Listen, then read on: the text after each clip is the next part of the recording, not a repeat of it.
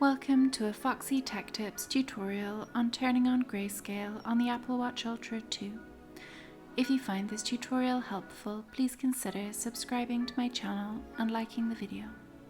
Turning on Grayscale can help people who are intensely colorblind to see their watch screen much easier. Grayscale can also be easier on the eyes if your eyes are feeling strained late at night. Press the digital crown to open the app menu. Then tap the Settings cog to open Settings. Scroll down Settings and tap Accessibility. Scroll down the Accessibility settings and tap Color Filters.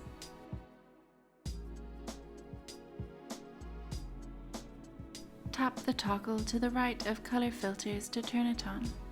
The toggle will be green when enabled. Then tap Grayscale to turn it on. Your watch will now be in Grayscale. And that draws an end to this tutorial.